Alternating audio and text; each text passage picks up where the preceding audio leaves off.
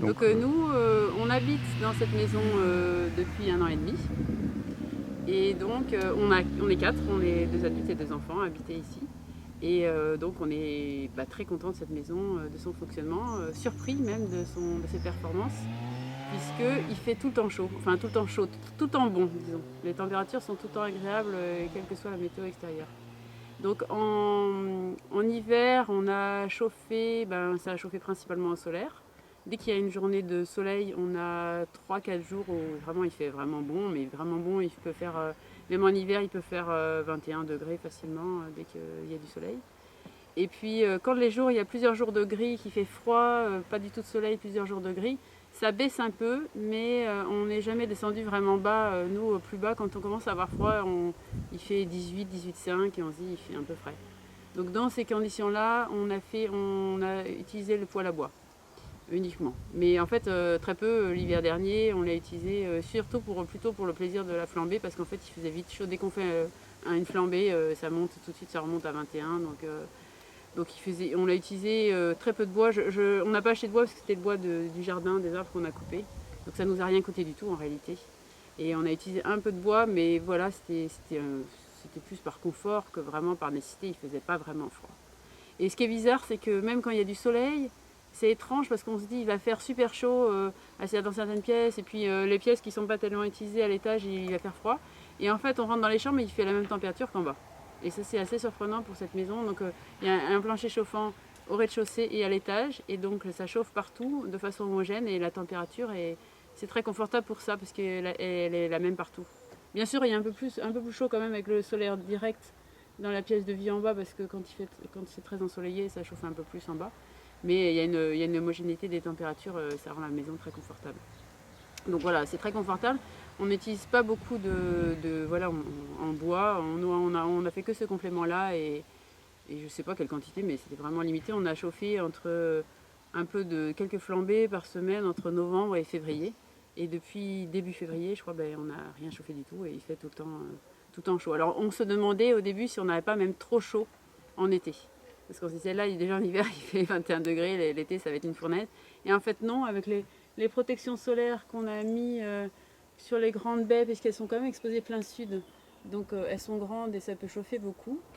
Donc avec ces protections solaires, ça fonctionne super bien. On n'a pas besoin de fermer les volets, parce que moi j'ai horreur de ça, d'avoir les volets fermés dans la journée. Donc on laisse les protections toute la journée quand on part au travail. On ferme jamais les volets. Et dans les maisons, là, en ce moment il fait chaud, mais c'est pas une température extraordinairement chaude. Il fait 25 dans la maison. Voilà, c'est tout à fait supportable.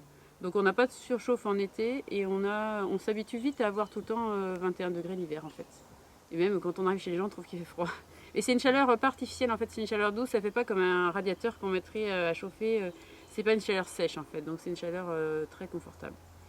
Donc au niveau performance, on est content. L'eau chaude aussi, je sais pas trop dire combien, parce que on a une consommation électrique, mais on n'a pas j'ai pas le calcul de ce qui coûte l'électricité, ce que coûte le chauffe-eau, séparer la consommation électrique du foyer de l'eau chaude, donc je ne sais pas dire au niveau des tarifs, mais ça nous paraît raisonnable. Et puis, donc au niveau de la construction, on n'a pas eu de surprise. On est resté dans le budget qu'on s'était fixé.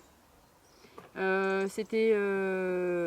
sûr, il y a toujours des petits aléas, comme dans tout chantier, il y a des petits trucs, forcément des petits problèmes lors de la construction, mais il n'y a rien eu d'exceptionnel.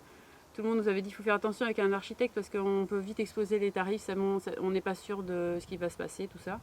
Nous, on n'a pas eu de problème, le budget était tenu, voilà, il y a eu des petits trucs parce qu'on a demandé des trucs en plus aussi, enfin voilà, mais rien de très particulier, et on a réussi à faire le projet qu'on voulait. On a comparé, on n'était pas parti spécialement sur ce genre de maison parce que déjà on ne savait même pas que ça existait. Donc c'est en envoyant une autre qu'on a décidé de franchir le pas, et donc de travailler avec un architecte, parce qu'on a demandé aussi des devis à des constructeurs ou maîtres d'œuvre, mais en fait on n'était pas trop satisfait parce que c'était un peu du tout fait. Donc dès qu'on sortait un peu de dès ce qu'on voulait, un truc un peu différent, des panneaux solaires, quelque chose, un matériau, du chanvre, un truc un peu différent, ça c'était pas possible, ou trop compliqué, ou trop coûteux. Enfin, on n'avait pas ce qu'on voulait exactement.